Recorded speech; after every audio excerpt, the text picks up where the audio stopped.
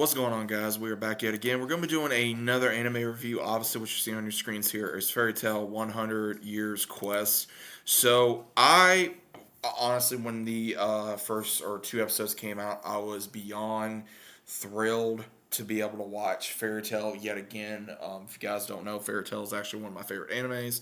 Now that it has officially returned uh, on screen. And again, I've been looking at the manga off and on. And I'm gonna tell you this: I don't know what to be more impressed on, whether it's the manga or the anime. But if you guys, first off, have not watched Fairy Tail, the original Fairy Tail, definitely give it a shot. And then do not watch Fairy Tail 100 Year Quest before you watch that. But overall, a lot of stuff happened in this season. From them accepting the 100 Year Quest, meeting this older wizard that was a dragon, and then him putting on them to go after the dragon gods and going up against the water dragon, a little bit of the fire dragon, the wood dragon, and then coming up against the moon dragon as well. And coming across this other guild that are the dragon slayers and want to devour the dragons to be able to have this power. And learning how Urza's mother's spirit is within Wendy, and how Wendy's learning more from her as well, and how Natsu has now learned that the fire dragon god is actually the son of Igneal, and he's wanting him to become more powerful so that way him and Natsu can fight. Now, I'm looking forward to that because Natsu got one hell of a upgrade in this season from when he fought, to take on the water dragon, which was absolutely incredible. And then being able to go up against the moon dragon Celine, and then seeing one of the characters that is part of the rival guild that's now been going after Fairy Tail, to be able to try to rival them and be able to take them down.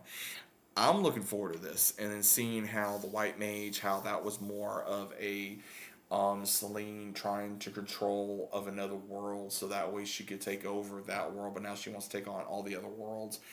And especially at the very end, where she kills the main guild master of this rival guild. And I'm sitting here and I'm like, this guy's already dead. Like, I was a little disappointed because I was like, okay, how powerful is this guy? Like, for real. Like, I was like, how powerful is this guy? And we never got to see how powerful he was.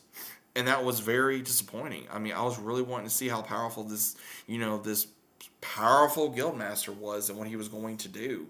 And how, Celine, she just took him out in a heartbeat. And then how now, learning about Gajil and Livy, they're going to become parents. They're going to have a child. And then there's a possibility of, Urza, asking, of course, you know,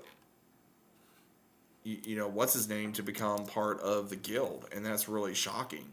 Is now Urza's wanting more characters into the guild. And I'm like, okay, let's see how this goes. And I'm kind of for it. I want to see Jaleel. I don't know why I forgot his name. I want to see Jaleel go into Fairy Tail. I really do. I would like to see him be part of Fairy Tail because of how much he's grown as a character, and how much he's grown, how much he cares about Urza and relies on Urza, and vice versa. And then learning about how another member of the guild, of this other guild, was actually a member of Fairy Tail years ago and knew about Gramps, and knew somewhat about Natsu and all of them, and how he was pretty much another blood member of Fairy Tail, so to speak. And I loved it. I loved the connections we got to see in this season. I loved seeing this journey, and how Natsu and Gray and Urza and Wendy had not only fight this guild, but also had to fight against dragons, had to fight against their own guild members that were brainwashed by the White Mage, and then be able to come back and fight. And I loved it. I thought it was amazing. I enjoyed every minute of this. Now, again, there were some scenes I was like, come on, really, and get on with it. But being able to even see Aquarius return, guys, let me tell you this: seeing Aquarius return and have that moment with Lucy, that got me in my feels, because I remember watching that scene where Aquarius gave up pretty much her key to protect Lucy and the guild. And that's probably one of my favorite scenes in Fairy Tale. And then seeing how Gray and Juvia's relationship is growing. How in the other world that they were in, saw that their versions had a child together. That version of Natsu and Lucy had a child together. So it's like, is it possible for this version? Possibly, very well could be. I'd have to say my favorite characters from the rival guild is probably that one Kiara, and then because I love her character. I love the way her character looks. I love the way her character acts, and then the other character as well. I can't remember his name. The one that took the power of Celine's son. I love that character as well. He's got a very samurai esque Ronin type vibe, very powerful character.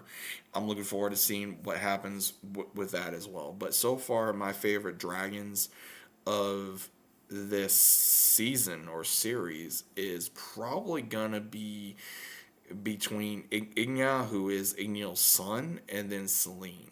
Those right now would have to be my favorite dragons. So as of going into the next season, which I'm assuming is going to be getting another season of Celine ordering her now new guild to go after the dragon that hired Fairy Tale, and then also wanting to take out the other dragons and whoever else gets in her way so she can rule the world and rule other universes as well.